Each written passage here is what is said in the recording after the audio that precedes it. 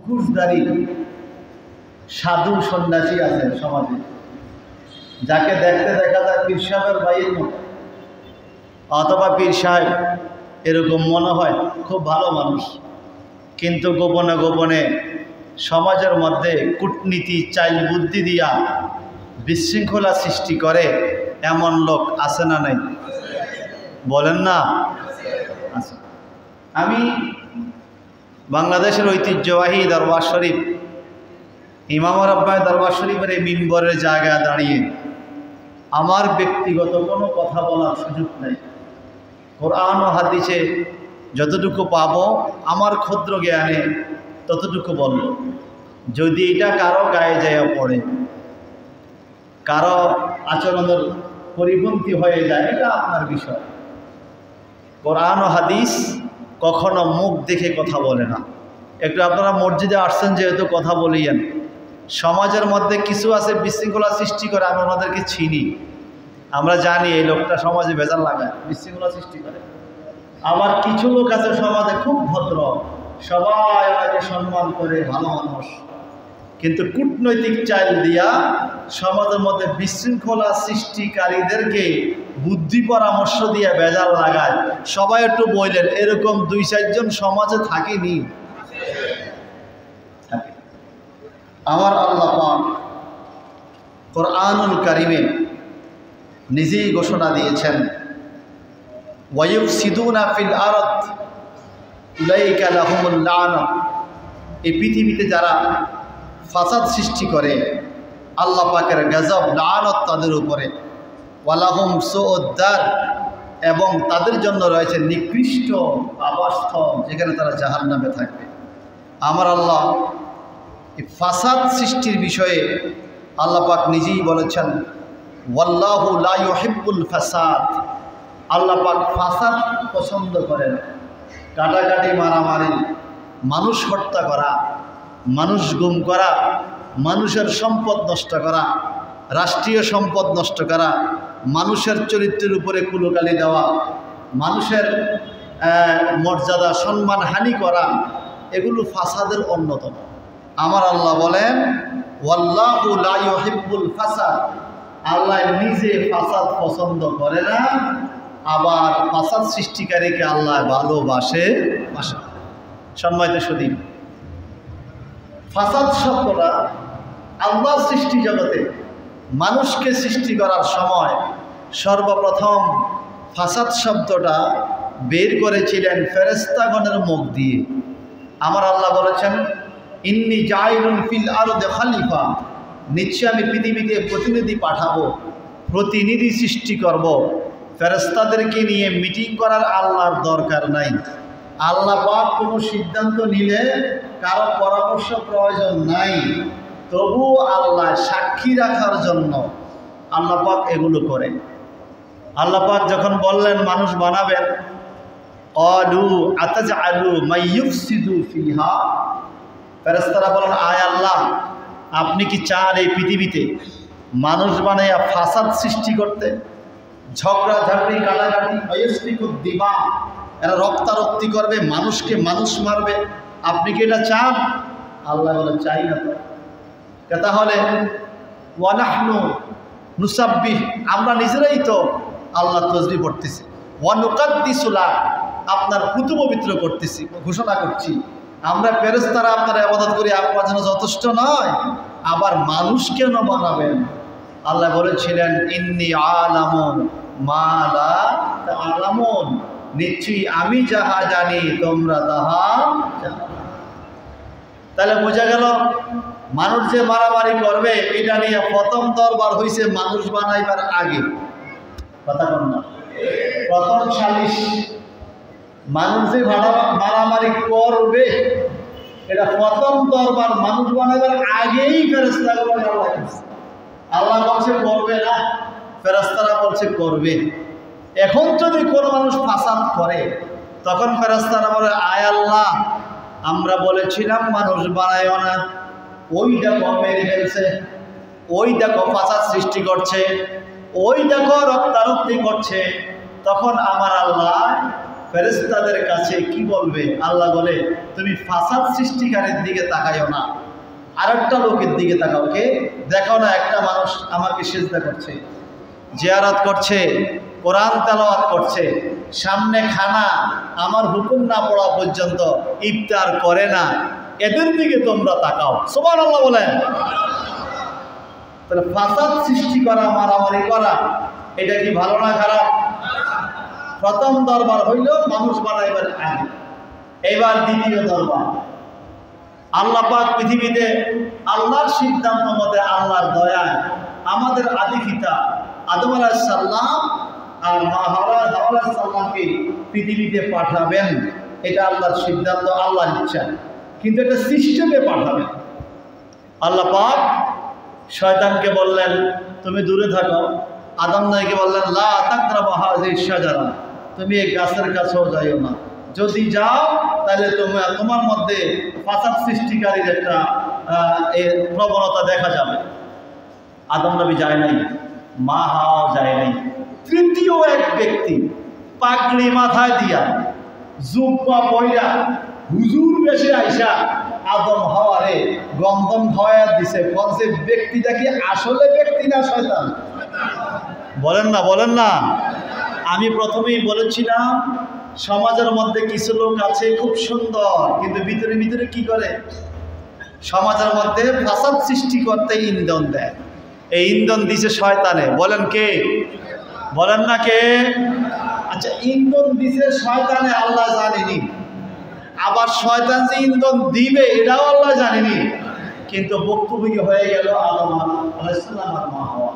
আমাদের সমাজে এখন অনেক লোক আছে এমন, আরে হিতার বাপে হিতার খাইব, হিতে বেজাল করে হিতারটা কর, তুই পাইতাই। আসলে এরকম অনেক। মনে রাখবেন, অন্যায় যে করে, অন্যায় যে সহে, সবাই সমান অপরাধ না? বলেন না, সমান না? আরেকজনের সমাজে বেজাল লাগাইছে, আমরা তো ভুক্তভোগী হয়ে গেলাম।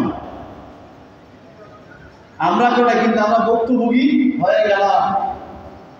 সমাজের মধ্যে যদি কেউ আতর গায়ে দেয়, সবাই নাকে তার খুশবু যায়, এটা ভালো। আবার যদি কেউ দুর্গন্ধ ছড়ায়, সবার নাকেই গন্ধটা যায়, এটা খারাপ।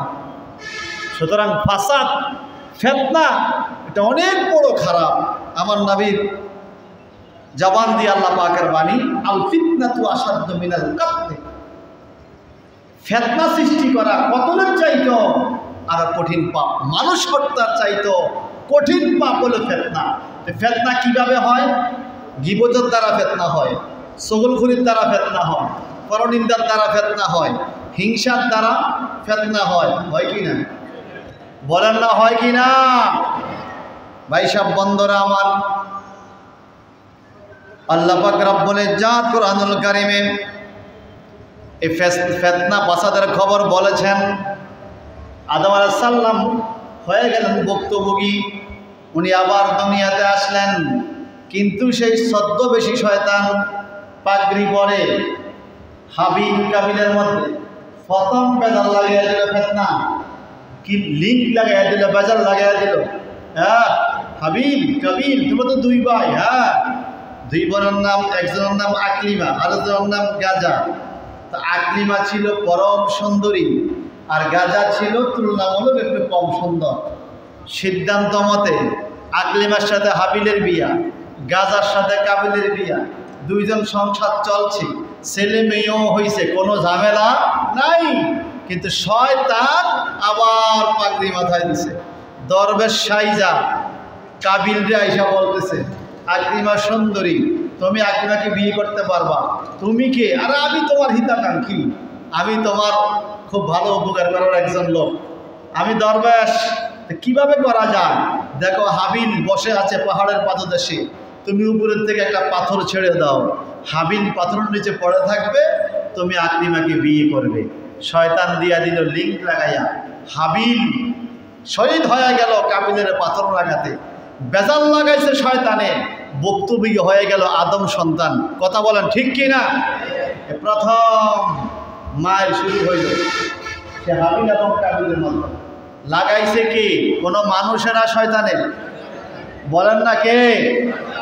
আমাদের সমাজে এখন যারা ঝামেলা লাগায় এরা কিন্তু শয়তান না, এরা মানুষ। এদের টুপি আছে, দাড়ি আছে, পাগড়ি আছে, এরা নামাজও পড়ে, এরা সব বুঝে, এদের ঘর দরজা সব ঠিক আছে, এরা শয়তান নয়, এরা মানুষ। কিন্তু ফাসাদটা কারা করায়? আল্লাহ পাক কোরআনে তার জবাব দিয়েছেন, ইউওয়াসউইসু ফি সুদুরিন নাস মিনাল জিন্নাতি ওয়ান নাস। আমার আল্লাহ বলেন, মানুষের অন্তরে কুমন্ত্রণা দেওয়ার জন্য শয়তান আছে। মিনাল জিন্নাত, একটা জিন জাতি শয়তান, ওয়ান নাস, আর একটা মানুষ জাতি শয়তান। ভাই সাহেব, জিন জাতি শয়তানে এত ক্ষতি করতে পারে না ইসলামের, মানুষ জাতি শয়তানে যত ক্ষতি করছে। আর কথা বলেন ঠিক কিনা? এবার আপনারা বলেন, মানুষের মধ্যে শয়তান আসেনি? এখন যদি আপনারা বলেন, হুজুর মানুষকে শয়তান বলা যাবে, আমি বলবে যাবে। আল্লাহ কোরআনে বলেছেন, ওয়াইজা লাকুল্লাযিনা খালাউ ইলা শায়াতিনিহিম, যখন তারা তাদের নেতা শয়তানদের কাছে যায়, যারা ফিতনাবাজ, যারা সজলখোর, যারা গীবতকারী, যারা পরনিন্দাকারী, যারা পরের ক্ষতি সাধন করে, আল্লাহ এদেরকে শয়তান বলছে যখন তারা শয়তানের কাছে যায়। তাহলে বোঝা গেল মানুষকেও আল্লাহ শয়তান ঘোষণা দিছে। এবার আপনারা এই হাজীগঞ্জের মানুষরা বলেন, হাজীগঞ্জ তো শয়তান নাই, কি বলেন? হাজীগঞ্জ শয়তান আছে? আছে। কিছু শয়তান আছে সত্যিকার, কিছু শয়তান আছে মানুষরূপী শয়তান। যেটা জিন শয়তান, ওটাকে আপনি চিকিৎসা করতে পারবেন, কবিরাজের কাছে নিতে পারবেন, এটা এক সময় ছেড়ে দেয়। যেটা মানুষরূপী শয়তান, আপনি তাকে ঘরে নিয়ে কোরমা কাবাব খাওয়াইলেও সে আপনার শয়তানি করবেই। আরে কথা বলেন না। এমনিভাবে যুগ যুগ ধরে মানুষরূপী শয়তানরা ফিতনা সৃষ্টি করেছে। আল্লাহ পাক নূহ নবীকে পাঠাইছে, মানুষরূপী শয়তানরা নূহ নবীর বিরোধিতা করেছে। আল্লাহ পাক মুসা নবীকে পাঠাইছে, মানুষরূপী ফেরাউন মুসা নবীর বিরোধিতা করেছে। আল্লাহ পাক ইব্রাহিম নবীকে পাঠাইছে, নমরুদ, মানুষরূপী নমরুদ, সে শয়তান, সে আইসা ইব্রাহিম নবীকে আগুনে পর্যন্ত পালাইছে। এইভাবে যুগে যুগে আমাদের নবীকে যখন আল্লাহ পাঠাইলেন, রসুলের পাককে কোনো শয়তান আইসা ধোকা দিতে পারে নাই।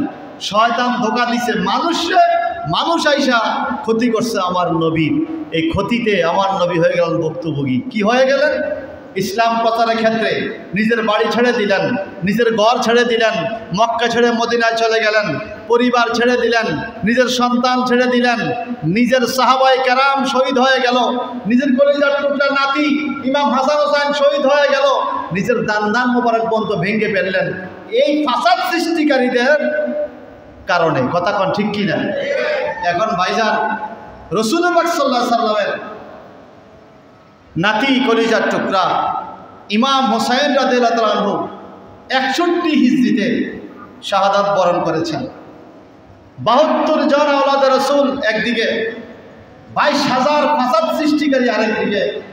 সেই 22,000-এর মধ্যে কোরআনে হাফেজ ছিল, মুফতি ছিল, মুহাদ্দিস ছিল, টুপিওয়ালা, দাড়িওয়ালা, পাগড়িওয়ালা। ইমাম হুসাইন রাদিয়াল্লাহু তাআলা আনহুকে শাহাদাতের আগেও তারা নামাজ পড়ছে, ওনাকে শহীদ করার পরেও তারা নামাজ পড়ছে।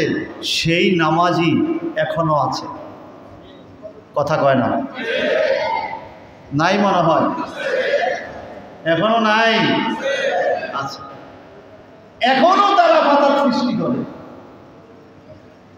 আমার আল্লাহ কোরআনুল কারীমে বলেন, এই ফাসাদ সৃষ্টি করতে যাইয়া ওয়ামাই ইয়াকতুল মুমিনা মুতাআম্মিদা ফাজাজাউহু জাহান্নাম, কোন মানুষ যদি কোন মুমিনকে ইচ্ছা করে কতল করে, ফাজাজাউহু জাহান্নাম, তার যাজা, তার পুরস্কার হলো জাহান্নাম। এটা জবান খুলে বলেন।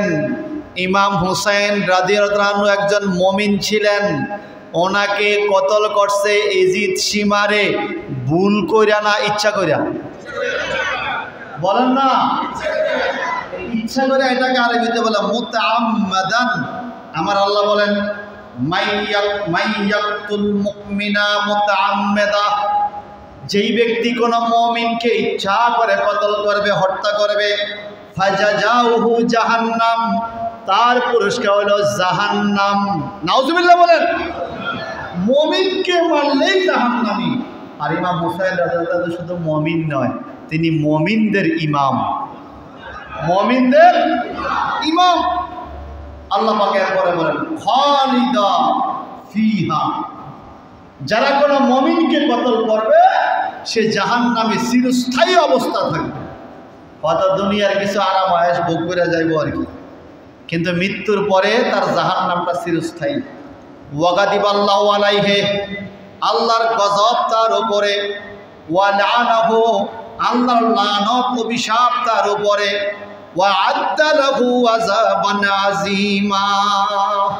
আল্লাহ পাক ওয়াদা দিয়েছেন, মানুষ যদি মানুষকে মেরে ফেলে, আমি আল্লাহ ওয়াদা দিলাম যে লোকে মানুষ মারল, কতল করল, ওই লোকটার জন্য রয়েছে কঠোর শাস্তি। এটা জবানটা বড় করে বলুন নাউজুবিল্লাহ। এখন আসেন, যারা মানুষ মারল, এই 72 জন নিরস্ত্র নির্দোষ আওলাদ রসুলকে যারা শহীদ করলো, এদের পক্ষে যারা সাফাই গায়, তাদের বিষয়ে হাদিস শুনি। এটা মনোযোগ।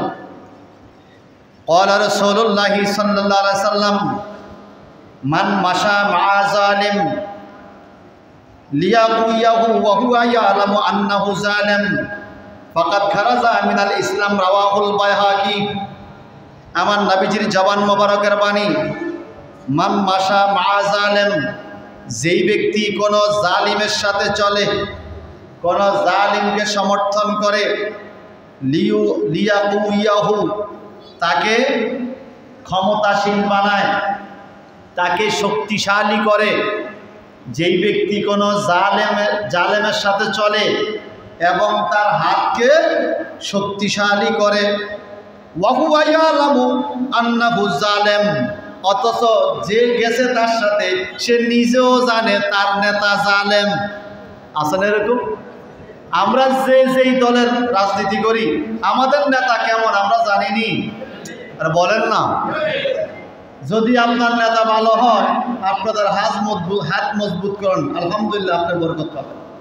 যদি আপনার নেতা জালিম হয়, কারো প্রতি জুলুম করে থাকে, কারো গম মারে, কারো সরকারি কার্ডের টাকা মাইরা খায়, বিচার করে পয়সা খায়, সমাজে দুর্নীতি করে, নিজের দলের লোককে সরকারি কার্ডের মালের টাকা দেয়, অন্য দলের লোককে দেয় না, নিজের ঘরের মধ্যে কার্ড 60টা, অন্য গরিব লোকের ঘরের মধ্যে কার্ড একটাও নাই, এরকম সমাজে নাই মনে হয়, আছে কি না?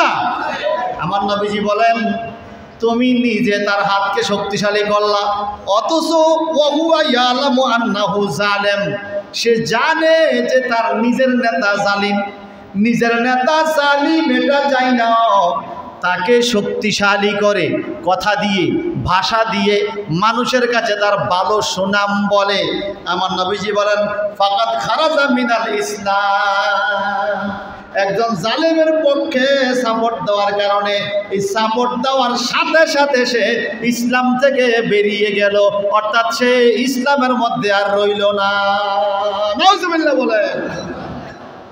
এখন যেই ব্যক্তি মানুষ হত্যা করে, নবী বলছে সে জাহান্নামী। যদি এজিদে সীমারে হাওলা ইবনে এজিদ, ওবাদুল্লাহ ইবনে জিয়াদ, তারা সপরিবার আওলাদ রাসূলের সপরিবারকে কতল করেছে, এটা কনফার্ম, সবাই এটা স্বীকার করে কতল তারা করছে। যদি আল্লাহ পাকের এই বাণী আমরা মানি, তাহলে আমরা দেখতে পাই যারা আওলাদ রাসূলের গলা ছুরি চালাইছে এরা ফাসাদ সৃষ্টিকারী, মানুষ হত্যাকারী। আল্লাহ বলছে তাদের জাযাউহু জাহান্নাম খালিদা ফিহা, তাদের রেজাল্ট হলো জাহান্নাম। আল্লাহ বলছে ওয়াগাদিবাল্লাহু আলাইহি ওয়া লানা, আল্লাহ পাকের গজব লানত তাদের উপরে। আল্লাহ বলছে ওয়া'আদ্দা লাহু আযাবান আযীমা, আল্লাহ নিজে ওয়াদা দিয়েছে তার জন্য কঠিন শাস্তি থাকবে। তো যে জাহান্নামী, যে কঠিন শাস্তি পাবে, যার উপরে আল্লাহর গজব, এরকম সীমার আর এজিদের পক্ষে যারা আমার দেশে ছাপাই গাচ্ছে, তাদের বিষয়ে নবী 1450 বছর আগে ফতোয়া দিয়ে গেছে, ফাকাত খারাজা মিনাল ইসলাম, সে একটা জালিমের পক্ষে সাপোর্ট করার সাথে সাথে ইসলাম থেকে খারিজ হয়ে গেল। জোরে জোরে বলুন না নাউজুবিল্লাহ। এখন ভাইয়া মিম্বরে বসে কত কথাই বলা যায়, কত কথা বলা যায়। ইয়াজিদকে হযরত বলা যায়, রহমতুল্লাহ বলা যায়, নাউজুবিল্লাহ মাআযাল্লাহ, এত কিছু বলা যায় মিম্বরে বসে। বোঝা গেল আপনাকে আল্লাহ মুখ দিছে, আপনি বলতেছেন, কিন্তু আল্লাহ আপনাকে দিল দেয় নাই। যেই দিল দিয়ে আপনি রসুল পাকের বংশধরের প্রতি একটু মহব্বত রাখবেন, এতটুকু দিল আল্লাহ আপনাকে দেয় নাই। এটা আপনার খারাপ নসিব। আর আমাদের খুশ নসিব যে আমাদের বুকের উপরে বুলেট আসলো, এই দিল সবসময় বলবে ইমাম হাসান হুসাইন রাদিয়াল্লাহু তাআলা হকে ছিলেন, আমরা ওদেরকে মহব্বত করব, যেহেতু রসুল বলছে মহব্বত করতে। কথা বলেন ঠিক কিনা? ভাই সাহেব, বন্ধুরা আমার, তাহলে ফাসাদ সৃষ্টিকারীরা ভালো নয়। আল্লাহ পাক কোরআনে বলেছেন ওয়াল ফিতনাতু আশাদ্দু মিনাল কাতলে, কতলের চাইতে আরো বড় জঘন্য পাপ হলো ফিতনা। আর ওয়াল্লাহু লা ইউহিব্বুল ফাসাদ, আল্লাহ ফাসাদকে পছন্দ করেন না। এখন আসেন আমরা যারা ফাসাদ সৃষ্টি করে তাদের বিষয়ে রাসূলুল্লাহ পাকের আরেকটা হাদিস শরীফ শুনি। ওয়ান আব্দুল্লাহ ইবনে ওমর রাদিয়াল্লাহু আনহু قال قال রাসূলুল্লাহ সাল্লাল্লাহু আলাইহি ওয়াসাল্লাম, আপনারা দেখেছেন গত সপ্তাহ শুহাদা কারবালা সপ্তাহ ছিল, আজকেও মুহররমের সপ্তাহ। আশ্চর্য হয়ে যায়, মুহররমের সপ্তাহ, মুহররমের মাস, আওলাদ রাসূল শহীদের সপ্তাহ। যারা জান্নাতে যেতে চায় তারাই তো মসজিদে আসে, কথা কোন ঠিক কিনা? তাদের সামনে আওলাদ রাসূলের কথা আলোচনা হয় না, বড় আফসোস লাগে। ইমাম সাহেবের মুখ দিয়ে রসুল পাকের বংশধরের কথা বাইর হয় না, আওলাদ রাসূলের প্রেম মোহাম্মত তাদের মুখ দিয়ে বাইর হয় না, বড় আফসোস লাগে। আরও কি বাইর হয় জানেন? রবিউল আউয়ালের নবীজির মিলাদুন নবীর দিনে, আশুরা শরীফের শুহাদায়ে কারবালার দিনে ওরা ডিলাকুলুকের ওয়াজ করে, অনুষ্ঠান করেও যদি অনেকে মেসওয়াকের ওয়াজ করে, ডিলাকুলুক পর্দা বসিদার ওয়াজ করে, মানুষের নামাজ শিখায়। ওই মাহফিলে যাই আমাদের কিছু সাধারণ সরল মনা মানুষ, হুজুর তো খুব ভালো, আজকে নামাজের তসবিহটা শিখিয়ে দিছে, আজকে ডিলাকুলুকের ওয়াজ করছে, মাশাআল্লাহ খুব ভালো, কিন্তু আজকে দিনটা দেয় শুহাদায়ে কারবালার দিন, এটা যে সে বলে নাই, সে যে ছদ্মবেশী একটা দিয়ে একটা ঢেকে দিছে, এটা আপনি বুঝতে পারেন নাই। কথা বলেন ঠিক কিনা? এটা আপনি বুঝতেই পারেন না, আপনাকে ঘুরে দিছে আরেকদিন। হুজুর খুব ভালো, আমার দেশে কিছু যুবক আবার বলে খুব ভালো, হুজুর খুব ভালো কথা বলে। আমিও বলি ভালো, হুজুর ভালো কথা বলে। আপনি বলেন আমার রসুল পাক বলছেন আল্লাহর বাণী সবথেকে শ্রেষ্ঠ বাণী, নবীজির হেদায়েত সবথেকে বড় হেদায়েত। আমার রসুল পাক যে হেদায়েত করে গেছে, ইমাম হাসান হুসাইনকে জান্নাতের যুবকদের সর্দার বানায় গেছে, আপনার কাছে এই কথা, এই ভালো কথাটা সেই লোকে বলতে পারে না, সে কিসের ভালো? কথা কন ঠিক কিনা? ইমাম হাসান হুসাইন জান্নাতের যুবকদের সর্দার, ওনাকে জুলুম করে শহীদ করা হয়েছে, এই কথা যে ইমাম বলতে পারে না, সে কিসের ভালো? আপনি বলেন, সে কিসের ভালো? আল্লাহর হাবিব নিজের জবান মোবারক দিয়ে বর্ণনা করেন। আব্দুল্লাহ ইবনে ওমর রাদিয়াল্লাহু আনহু বলেন, قال النبي صلى الله عليه وسلم من سلم المسلمون من لسانه ويده والمهاجر من هجر ما نهى الله عنه, هذا لفظ البخاري। সিল্লাকুন মারহাবা। ইমাম মুহাম্মদ ইবনে ইসমাইল বুখারী, আবু আব্দুল্লাহ মুহাম্মদ ইবনে ইসমাইল বুখারী রাদিয়াল্লাহু তাআলা ওনার হাদিস শরীফের মধ্যে এই হাদিসটা লিখেছেন ওনার কিতাবে। আমার নবী বলেন, যেই ব্যক্তি মুসলমান তার হাত দ্বারা, তার জবান দ্বারা আরেকটা মানুষকে কষ্ট দিতে আমার নবী নিষেধ করেছেন। জবান দিয়ে কষ্ট দেওয়া যাবে না, হাত দিয়ে কষ্ট দেওয়া যাবে না। যার কাছে আরেকটা পাড়া পড়শি জবান থেকে হাত থেকে নিরাপদ, রসুল পাক বলছেন সে মুসলমান। সুবহানাল্লাহ বলেন। তবে আপনারা বলেন দাওয়াত দিয়ে আইনা ইমাম হোসেন রাদিয়াল্লাহু আনহুকে শহীদ করে দিছে যেই লোকটায়, সে কি এখন মুসলমান আছে? নবী বলছেন যার হাতে এবং যার জবানে আরেক মুসলমান নিরাপদ নয়, সে মুসলমান না। আমার ইমাম হুসাইন কি কারবালার জমিনে এজিদের বাহিনীর কাছে নিরাপদ ছিল? তাহলে সে কিসের মুসলমান? কে তাকে মুসলমান বলে? আল্লাহ পাক রাসূল পাক সাল্লাল্লাহু আলাইহি ওয়াসাল্লামের জবান মোবারকের বাণী, আল্লাহর নবী ইন্না রাসূলাল্লাহ সাল্লাল্লাহু আলাইহি ওয়াসাল্লাম, এক ব্যক্তি আমার নবীর কাছে যে প্রশ্ন করলো, ইয়া রাসূলুল্লাহ আইয়ুল মুসলিমিনা খায়রুন, কোন মুসলমান উত্তম একটু বলেন। নবী বললেন মান সালিমাল মুসলিমুনা মিন লিসানি ওয়া ইয়াদিহি। মুসলিম শরীফের মধ্যে হাদিসটা রয়েছে, যেই মুসলমান তার জবান থেকে আর হাত থেকে নিরাপদ, জবান দিয়েও কষ্ট দেয় না, হাত দিয়েও কষ্ট দেয় না, রাসূল পাক বলছেন এ হলো উত্তম মুসলমান। এটা জবান করে না সুবহানাল্লাহ। আমরা যদি এই কাজগুলো মেনে চলতে পারি তাহলে আমরা হব সমাজের, ওই যে একটা কথা আছে সুশীল সমাজ। এখন তো আমাদের সুশীল সমাজ কারা নিজেরাও জানি না। মাটির মানুষ একটা কথা ছিল আগে গ্রামে, মাটির মানুষ।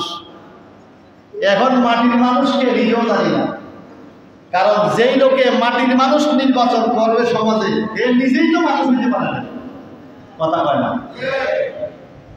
যেই লোকের সুশীল সমাজের লোক নির্ধারণ করবে সমাজে, অত্র এলাকা 20,000 লোক আছে এই সমাজে, 20,000-এর মধ্যে একজন সুশীল সমাজের একজন লোক, একজন মাটির মানুষ নির্বাচন করা হবে, যিনি সমাজে মানুষের কল্যাণে কাজ করেন, বা যিনি ভালো মানুষ, যিনি এই মানুষটাকে নির্বাচন করবেন উনি ভালো কিনা এটা আগে যাচাই করতে হবে। আপনারা মুরব্বীরা আগে বলতেন সরিষার মধ্যে গুঁতে দিচ্ছে, কথা কয় না, সরিষার মধ্যে গুঁতে ধরছে। আপনারা ইমাম সাহেবদেরকে খুব বেশি পছন্দ করেন, মহব্বত করেন, নামাজ পড়েন। ইমাম সাহেবদের দায়িত্ব হবে সমাজে মানুষকে ভালো পথে নিয়ে আনা, ভালো ভালো রাস্তা যারা গেছে তাদের রাস্তা দেখিয়ে দেওয়া। আল্লাহ বলছেন সিরাতাল্লাযিনা আনআমতা আলাইহিম, আল্লাহ ওই রাস্তা তুমি আমাদেরকে চালাও যেই রাস্তা তোমাদের নেয়ামতপ্রাপ্ত বান্দারা চলে গেছে। তো একজন ইমামের কাজ হলো নেয়ামতপ্রাপ্ত বান্দা তাদের রাস্তা আপনাকে দেখাইয়া দেওয়া। তো নেয়ামতপ্রাপ্ত বান্দা কারা? মিনান নাবিয়িনা ওয়াস সিদ্দিকিনা ওয়াস শুহাদা ওয়াস সালিহিন। নেয়ামতপ্রাপ্ত বান্দা হলো নবীগণ, নবীর সাহাবীগণ, আউলিয়ায়ে কেরাম। ইমাম সাহেবের দায়িত্ব হলো আউলিয়া কেরামের রাস্তা দেখাইয়া দেওয়া। এটা হলো সুশীল সমাজের মানুষকে সুশীল চিন্তা দেওয়া, মাটির মানুষকে মাটির মানুষের মতো আমার চিন্তা ধারণা যেখানে পাবে ওই রাস্তা দেখাইয়া দেওয়া, অলি আল্লাহর রাস্তা। কিন্তু ইমাম সাহেব অনেককে আমরা দেখেছি বক্তব্যের মধ্যে অলি বিদ্বেষী কথা বলে মানুষদেরকে অলি আল্লাহর দরবার থেকে অন্যদিকে নিয়ে যায়, আছে কিনা? কথা কর না। আমরা কার পিছে নামাজ পড়তাম? আমাকে একজন বলছিল যার সাথে কোরবানিতে হাড্ডি ছাড়া বুঝত নাই, কোরবানি যার সাথে যে হাড্ডি ছাড়া, এটা আগের দিনের কথা। কার পিছে নামাজ পড়বো, কোন দিকে যাবো? আমি আপনাদের মতো একজন মুসল্লি হিসাবে আমি আমার বিবেকের কাছে প্রশ্ন রাখি। বাংলাদেশে ঢাকার শহরকে মসজিদের শহর বলা হয়, ঠিক কিনা? আমি আমার ভাইকে ফোন দিলাম আশুরার রাত্রে, কি অবস্থা আসেননি, ভালো আছে? মহরমের মাহফিল ফোন দিলাম দোয়াদুল, আরে ভাই এই কথা নি ক, মহরমের মাহফিল তো ঢাকা শহর বোঝা যায় না, সব মসজিদ দিয়ে তালা মারা, সব মসজিদ কি মারা? তালা মারা।